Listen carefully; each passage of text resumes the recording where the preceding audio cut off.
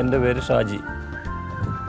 ഇത് ഒരു പെട്ടിക്കായാണ് ഇവിടെ കൃഷി ചെയ്യുന്നത്. ഇവിടെ കർണാടകത്തിൽ ഇതിന് ഈരക്കായ എന്നാണ് പറയുന്നത്. ഇത് ഇപ്പോഴത്തെ കൃഷി വില വെച്ച് നോക്കുകയാണെങ്കിൽ ഇത് ഒരു ഏക്കറിനൊരു 2-3 ലക്ഷം രൂപ വില വരും. ആ ഒരു രീതിയിലാണ്. ഇപ്പോൾ ഇതിന് 28-30 റുപ്യ വരെ കിലോയ്ക്ക് വില കിട്ടുന്നുണ്ട്. പിന്നെ ഇത് കൃഷി ചെയ്യുകയാണെങ്കിൽ ഒരു ഏക്കറിനൊരു 50,000-60,000 റുപ്യാണ് ചിലവ് വരുന്നത് ഇതിന്, നമ്മൾ മാനേജ് ചെയ്ത് ചെയ്യുകയാണെങ്കിൽ. എങ്ങനെയാണെന്ന് വെച്ചാൽ ഞാൻ ഇതിൻ്റെ തോട്ടം കാണിച്ചു തരാം നിങ്ങൾക്ക്. അതിൻ്റെ ബാക്കി ഡീറ്റെയിൽ അവിടെ നിന്ന് പറയാം.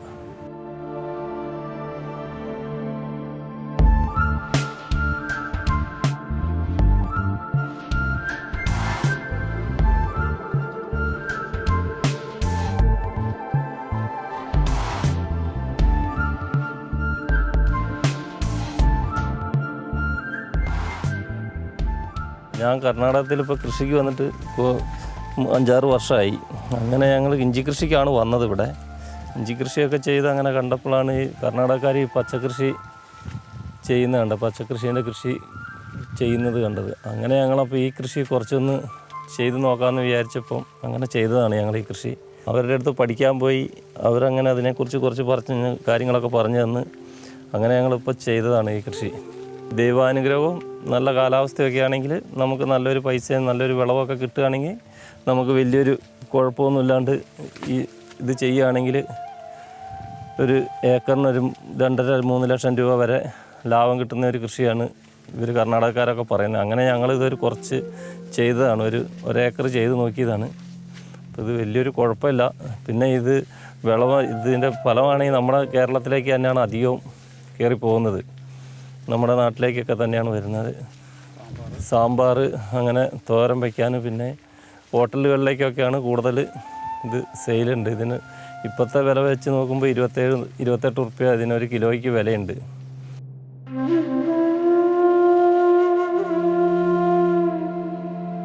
ഞങ്ങൾ ആദ്യമായിട്ട് കർണാടകത്തിൽ വന്നപ്പോൾ ഇവിടെ ഫുള്ള് തരിശ് ഭൂമികളായിരുന്നു അധികം ഉണ്ടായിരുന്നത്. കാടൊക്കെ പിടിച്ച് കൊങ്ങിണിക്കാട് പിടിച്ച് അങ്ങനെ കിടക്കുകയാണ്. പിന്നെ നമ്മളതെല്ലാം വെട്ടിത്തെളിച്ച് പണിയെടുത്ത് ട്രാക്ടറൊക്കെ വിളിച്ച് പൂട്ടി തീയൊക്കെ കത്തിച്ച് ഇതാക്കിയിട്ടാണ് ഈ പണിയെടുത്ത് അങ്ങനെ മണ്ണൊരു വിധത്തിൽ പൂട്ടി റെഡിയാക്കി കഴിഞ്ഞിട്ടാണ് നമ്മൾ ഈ കൃഷിയെല്ലാം തുടങ്ങുന്നത്. പിന്നെ പണിക്കാർക്ക് വലിയൊരു കുഴപ്പമില്ലാത്തൊരു സ്ഥലമാണ്. പണിക്കാർ കിട്ടും. ഇവിടെ കൂലിയൊക്കെ ആണെങ്കിൽ നമ്മുടെ നാട്ടിലെ ആ ഒരു കൂലിയൊന്നുമില്ല. ഇവിടെ ഞങ്ങൾ വരുമ്പം കൂലി 350 ആയിരുന്നു. ഇപ്പോൾ പിന്നെ കൂലി കൂടി ഇപ്പോൾ തുടങ്ങിയിട്ടുണ്ട്. പെണ്ണുങ്ങൾക്കും ആണുങ്ങൾക്കൊക്കെ ഇപ്പോൾ ഇവിടെ 450-250 ആയി കൂലി. ആദ്യം അത്രയും കൂലിയൊന്നും ഇല്ലായിരുന്നു. ആദ്യം 350 റുപ്യ 300 റുപ്യൊക്കെ ആയിരുന്നു കൂലി. പെണ്ണുങ്ങൾക്കാണെങ്കിൽ 150-175 അങ്ങനെ 200 വന്നു. ഇപ്പോൾ അതൊക്കെ കൂടി 250 റുപ്യയിലെത്തി കൂലി. ചിലവൊന്നും അവർക്ക് കൊടുക്കേണ്ട, അവർ തന്നെ ചിലവല്ല അവർ തന്നെ കൊണ്ടുവരും. രാവിലെ 9 മണിക്ക് വരും, വൈകുന്നേരം 5 മണി വരെയാണ് അവർ പണിയെടുക്കുന്നത്. നമ്മുടെ നാട്ടിൽ വെച്ച് നോക്കുമ്പോൾ ഇവിടെയാണ് പണിക്കാർക്ക് ഏറ്റവും സുഖം. നമ്മുടെ നാട്ടിലെ പണിക്കാർക്ക് കൂലിയും കൂടുതൽ, പണിയെടുക്കൂല. പിന്നെ അവനെ ഒരു ദിവസം വിളിച്ചു കഴിഞ്ഞാൽ അന്ന് അവന് പണിയുണ്ടാവും. പിന്നെ അവനൊരു ദിവസം വന്നു കഴിഞ്ഞാൽ ഇവിടെ എടുക്കണവരുടെ പകുതി പണിയെടുക്കൂല. പിന്നെ അവന് 2 നേരത്തെ ചിലവും കൊടുക്കണം, ചായ കൊടുക്കണം, അങ്ങനെയുള്ള ഇതെല്ലാം ഉണ്ട്. 550 റുപ്യ 600 റുപ്യ കൂലിയും കൊടുക്കണം അവർക്ക്. അതിനുള്ളൊരു പണി അവർ ചെയ്യുന്നതുമില്ല. ഇവിടെ പിന്നെ അവർ രാവിലെ 9 മണിക്ക് വന്നു കഴിഞ്ഞാൽ ഇവിടെ അവർ ഒരു 250-300 റുപ്യേൻ്റെ പണിയെടുക്കുകയാണെങ്കിൽ അവർ 9 മണിക്ക് വന്നാൽ 1 മണിക്ക് കയറും. പിന്നെ 2 മണി 5 മണി വരെ അവർ ആ അത്യാവശ്യം ഒരു പണിയൊക്കെ എടുക്കും. നമ്മുടെ നാട്ടിൽ ഇത് ഈ കൃഷി ചെയ്യാൻ പോയി കഴിഞ്ഞാൽ നമുക്ക് ചെയ്യുന്നതിനൊന്നും കിട്ടലുണ്ടാവില്ല. കൂലി കൊടുക്കാൻ മാത്രമേ ഉണ്ടാവുകയുള്ളൂ.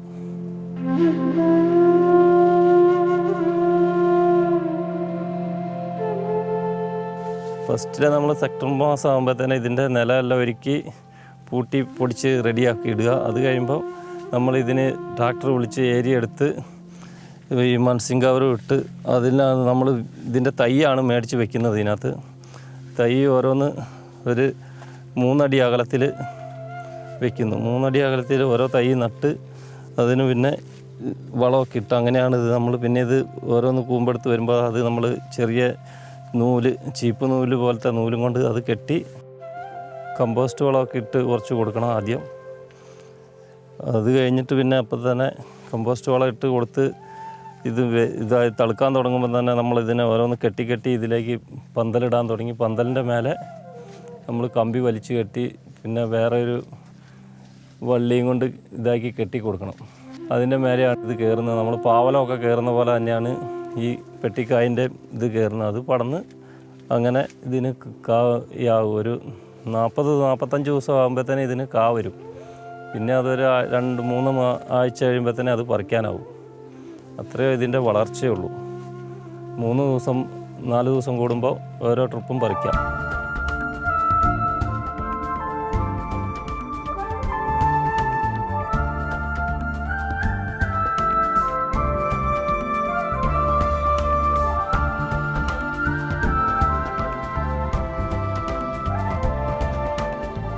നമ്മൾ ഇതിന് പൈപ്പിൻ്റെ ആദ്യം ട്രിപ്പിൻ്റെ പണിയെല്ലാം ചെയ്ത് കഴിഞ്ഞിട്ടാണ് നമ്മൾ ഈ മത്സ്യം കവർ ഇടുന്നത്. മത്സ്യം കവർ ഇട്ട് കുറച്ച് കഴിയുമ്പോഴാണ് ഇത് നടുന്നത്.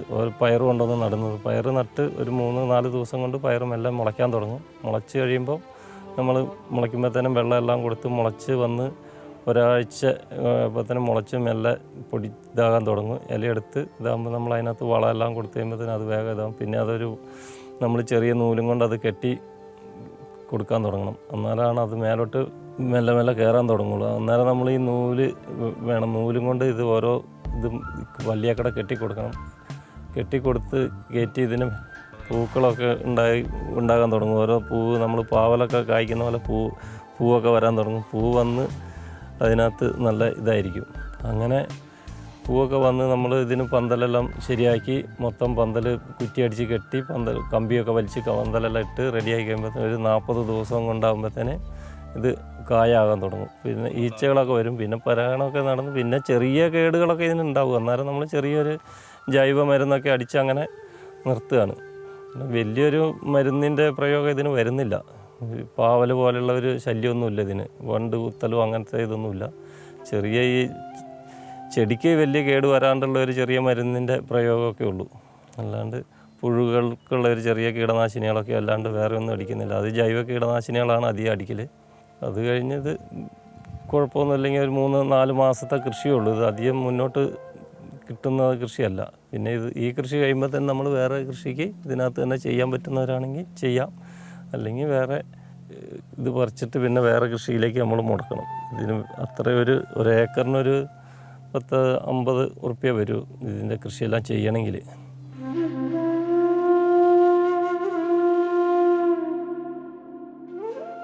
നമ്മളൊരു കൃഷി ചെയ്യുന്നുണ്ടെങ്കിൽ നമ്മൾ അതിനോട് നല്ലൊരു ഇത് വേണം. നമുക്ക് അതെപ്പോഴും വന്ന് നമ്മൾ പരിപാലിച്ചുകൊണ്ടിരിക്കണം. രാവിലെ ആയാലും വൈകുന്നേരം ആയാലും നമ്മൾ ഓരോന്നിൻ്റെ ചോട്ടിക്കടെ നടന്ന് അതിനെക്കുറിച്ച് അതിനെന്തെങ്കിലും കുറവുണ്ടോ, അല്ലെ വെള്ളത്തിൻ്റെ ഇതുണ്ടോ, വെള്ളത്തിൻ്റെ കുറവുണ്ടോ, അങ്ങനെയുള്ള കാര്യങ്ങളൊക്കെ നമ്മൾ എന്നും വന്ന് ശ്രദ്ധിച്ചുകൊണ്ടിരിക്കണം. പിന്നെ വല്ല പുഴുക്കളുടെ ശല്യം, കേട് അങ്ങനെയെല്ലാം വരുന്നുണ്ടെങ്കിൽ നമ്മൾ അത്ര കൃഷിയോട് നല്ലൊരു താല്പര്യം ഉണ്ടെങ്കിൽ മാത്രമാണ് ഇങ്ങനത്തെ കൃഷികളൊക്കെ ചെയ്യാൻ നമുക്കും ഒരു ഇത് വരുള്ളൂ. പിന്നെ നമ്മൾ ഇതിൻ്റെ കൃഷിയെല്ലാം ചെയ്ത് നല്ല രീതിയിലാകുകയാണെങ്കിൽ നമുക്ക് എല്ലാവർക്കും ഒരു മെച്ചത്തിലും വരും. പിന്നെ ഇതിന് മരുന്നടിക്കുക എന്ന് പറഞ്ഞാൽ രാവിലെ അല്ലെങ്കിൽ നേരങ്ങളിലാണ് മരുന്നടിക്കാൻ നമുക്ക് സാധിക്കുകയുള്ളൂ. എന്താണെന്ന് വെച്ചാൽ ഈ ഈച്ചകളെല്ലാം വന്ന് അതിൻ്റെ പരാഗണമെല്ലാം കഴിഞ്ഞ് പോയി ചെയ്യുമ്പോഴാണെങ്കിൽ നമുക്ക് അതിനൊരു ശല്യം ഉണ്ടാവില്ല. ഈച്ചകളൊക്കെ പോവുകയും ചെയ്യും. അതിരാവിലെ അല്ലെങ്കിൽ വൈകുന്നേരം ഒരു 4 മണിയെല്ലാം കഴിഞ്ഞിട്ട് ചെയ്യുന്നതായിരിക്കും നമുക്ക് നല്ലത്. അപ്പോൾ ഇതിൻ്റെ കേടുകൾക്കാണെങ്കിൽ വലിയ ഇത് വരുന്നില്ല. പിന്നെ എന്തെങ്കിലും ഒരു ജൈവ കീടനാശിനികൾ മാത്രമേ ഇതിന് അടിച്ചാൽ മതി ഈ കേട് വരികയാണെങ്കിൽ. അല്ലാണ്ട് വേറെ ഒരു കേട് ഇതിന് ഇല്ല.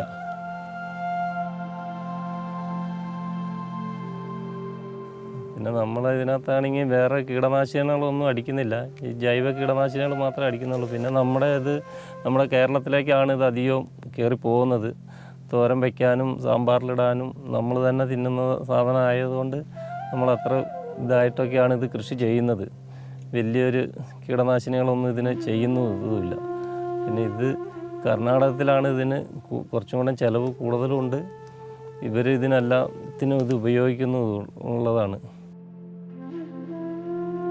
നമ്മളിതൊരു 45-50 ദിവസം ആകുമ്പോഴത്തേന് ഇത് കായായി പറിക്കാൻ തുടങ്ങും. പറിക്കുമ്പോൾ നമ്മുടെ കേരളക്കാരെ വിളിച്ചു കഴിഞ്ഞാൽ അവർ വന്ന് ഇവിടുന്ന് തന്നെ ഈ സാധനം ബോക്സിലാക്കി കയറ്റിക്കൊണ്ട് പോയിക്കോളും. നമുക്കിതിനൊരു നല്ലൊരു വില കിട്ടും.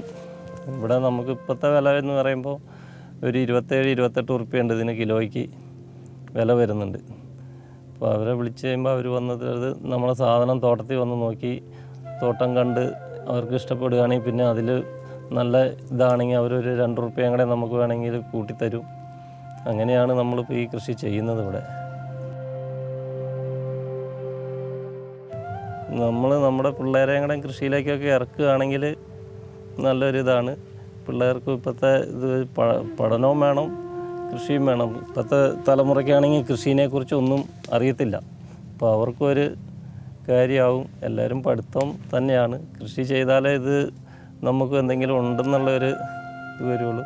കൃഷിയിലാവാണ് ചിലവെല്ലാം നമുക്ക് കൃഷിയിലൊന്നും കിട്ടലുണ്ടാവില്ല. ഒരു കൃഷി പോയാൽ പിന്നെ അടുത്തൊരു കൃഷിയിൽ നമുക്ക് കിട്ടുമെന്നുള്ള പ്രതീക്ഷയിൽ തന്നെയാണ് നമ്മൾ പിന്നെ മുന്നോട്ട് പോകുന്നത്. ഒരു ഇഞ്ചി കൃഷി ചെയ്ത് അല്ലെ ഒരു പച്ചക്കറി കൃഷി ചെയ്തെന്ന് പോയാലും ചിലപ്പോൾ അത് ഒരു കൊല്ലം പോയാൽ അടുത്ത കൊല്ലം നമുക്ക് എങ്ങനെയായാലും ആ പൈസയൊക്കെ നമുക്ക് തിരിച്ചു പിടിക്കാം. കൃഷി എന്തായാലും നമ്മളെ ദൈവം സഹായിച്ചിട്ട് ചതിക്കൂല. ഒരു മണ്ണിപ്പണി എടുക്കണവനും ഒരിക്കലും എന്തെങ്കിലും തന്ന് നമുക്ക് ഒരു കൊല്ലം അല്ലെങ്കിൽ ഒരു കൊല്ലം കൊണ്ട് ഒരു കൃഷിയിൽ നമുക്ക് അതിൻ്റെ മുതലൊക്കെ കിട്ടും. പിന്നെ നമ്മൾ കഷ്ടപ്പെടുന്നത് പോലെയാണ് നമ്മുടെ ഇതും. പിന്നെ ദൈവത്തിൻ്റെ ഒരു അനുഗ്രഹമൊക്കെ നമുക്ക് എല്ലാവർക്കും കൃഷി ചെയ്യുന്നവർക്കുണ്ടെങ്കിൽ അതിൻ്റെ ഒരു ഗുണം നമുക്കും ഉണ്ടാവും.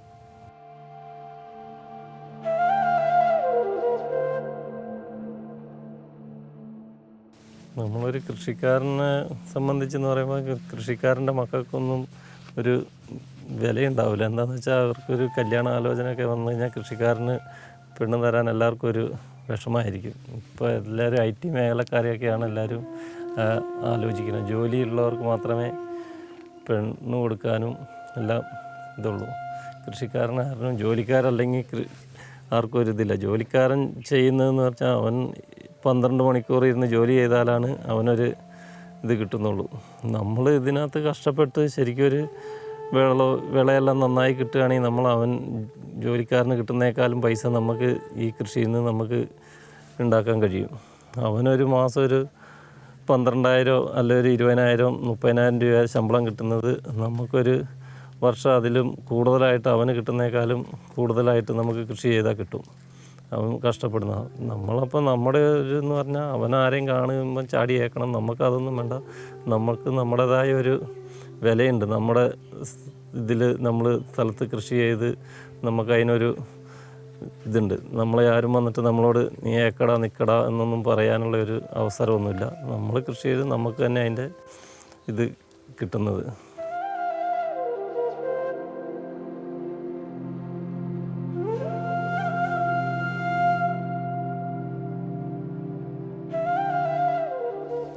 നമ്മൾ കൃഷിക്കാർക്കാണെങ്കിൽ ഇപ്പോൾ അതിനൊരു യൂണിയനോ അത് ഒന്നുമില്ല.